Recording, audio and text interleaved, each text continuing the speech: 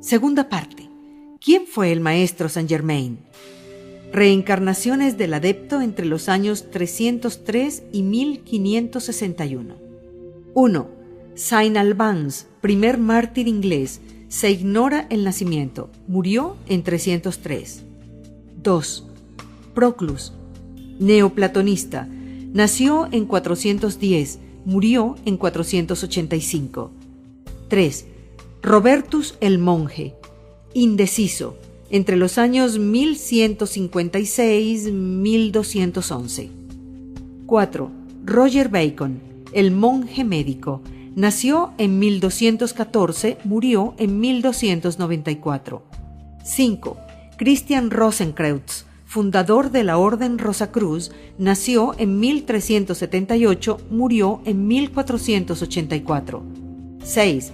Francis Bacon, político, filósofo, escritor inglés, nació en 1561, última encarnación antes de aparecer como el príncipe Rákóczi. Al parecer no murió. Se dice que su tumba está vacía. Aclaratoria. Al maestro no se le conoce ninguna encarnación en cuerpo femenino. Al parecer, jamás fue casado en ninguna vida terrena. A pesar de que el obispo C.W. Leadbeater de la Sociedad Teosófica en su libro Los Maestros y el Sendero cuenta entre sus encarnaciones del maestro Saint Germain a Hunyadi János, defensor de Hungría, esta autora se ha permitido excluirlo de este recuento, no obstante haberlo incluido en su libro El maravilloso número 7, porque los detalles del nacimiento y muerte no presentan posibilidad de que sea verídico el alegato. O sea que Hunyadi János, dice la historia de Hungría, nació en el año 1386, 8 años después de haber nacido Christian Rosenkreutz. János murió en 1459, 25 años antes de la muerte de Christian Rosenkreutz. Ante este visible disparate, la autora se exime de incurrir en él hasta que otras fuentes lo corrijan. Prefacio. Orfeo de Tracia, poeta y cantor, parece haber sido el originador del gran sistema filosófico del Occidente. El nombre Orfeo viene de una palabra griega que significa oscuro. Aún no se sabe si Orfeo fue un oriental de piel morena que instituyó la enseñanza órfica o si al orfismo se le llamaba así por ser un culto que practicaba orgías y ritos a un dios oscuro. Tampoco se sabe si esa oscuridad se refería a que los ritos se efectuaban a puerta cerrada o porque el dios tal vez sería negro. Lo cierto es que la ideología órfica sirvió de base a los más nobles sistemas de teología en los cuales se destacaron Pitágoras y Platón. En Grecia el orfismo era abierto, ya que consistía en una religión y un culto a la historia divina de una multiplicidad de dioses, lo cual con el tiempo llegó a ser denominada mitología griega. La generalidad rendía tributo a los dioses simplemente. Los auténticos órficos alegaban que cada una de sus divinidades simbolizaba o un principio divino, o una ley inmutable, o una facultad de la mente universal. O sea, que es la pura y avanzada comprensión de los rayos, las llamas, la hueste angélica, la jerarquía blanca y los seres cósmicos, tal como los conocemos hoy en la actividad Yo Soy. El simbolismo es un irritante de la mente, la cual busca urgentemente una explicación. Y a medida que los intelectuales griegos se iban dando cuenta de que su mitología era una especie de gran adivinanza que ocultaba importantísimas verdades espirituales, se entregaban a descifrar el rompecabezas con alma, vida y corazón. El resultado fue el estímulo y despertar de las facultades del pensamiento abstracto, desconocido hasta entonces, por lo cual se estableció la gran era de oro, de intensa actividad intelectual espiritual que produjo en 300 años casi 600 filósofos que cambiaron la vida intelectual de todo el planeta. En Egipto crecía paralelamente la enseñanza esotérica con su astrología y su magia astral denominada geometría, reservada exclusivamente a sus hierofantes y discípulos.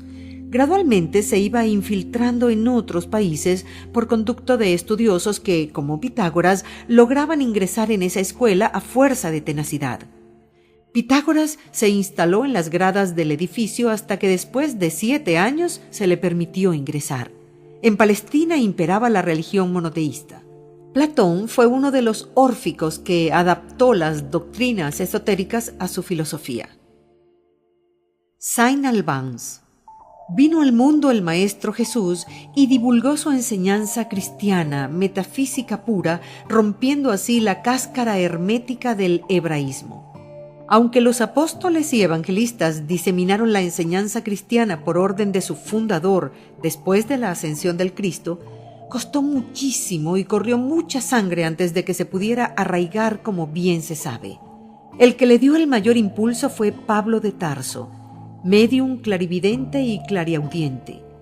Hoy en día el ascendido Maestro Hilarión, que aunque no conoció siquiera al Maestro Jesús, le oyó la voz y tuvo de él una gran manifestación en el camino de Damasco.